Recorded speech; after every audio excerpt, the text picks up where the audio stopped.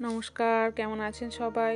Green gram and cooking চ্যানেলের আরও একটি নতুন রান্না নিয়ে আমি চলে এসেছি।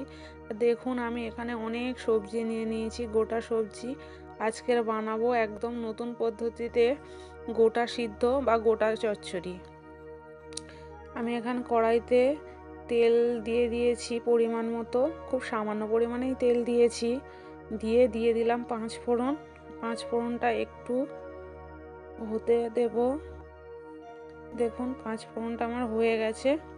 এবার আমি একে একে গোটা যে সবজিগুলো রেখেছি দিয়ে দিয়েছি আলু, বিট, গাজর, বেগুন দিয়ে একটু ভালো করে নাড়িয়ে নেব। দিয়ে দিয়েছি বিনস। এবার সবজিগুলো একটু ভালো করে নাড়িয়ে আমি একটু সাঁতলে নেব। বেশি ভাজার দরকার নেই, হালকা করেই ভাজলে হবে।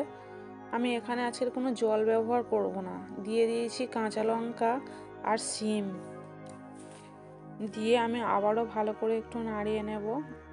আজকের একদম জল ছাড়া কিভাবে গোটা সিদ্ধ রান্না করতে হয় সেটাই আজকে আপনাদের কাছে শেয়ার করলাম। দিয়ে দিলাম পরিমাণ মতো কড়াইশুঁটি আর 2টো টমেটো। দিয়ে আমিও আবারও ভালো করে নাড়িয়ে নেব।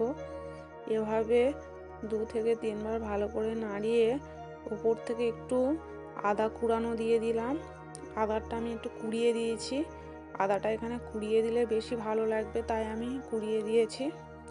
এবার পরিমাণ মতো লবণ দিয়ে দিলাম। দিয়ে আবারও ভালো করে নাড়িয়ে দিচ্ছি।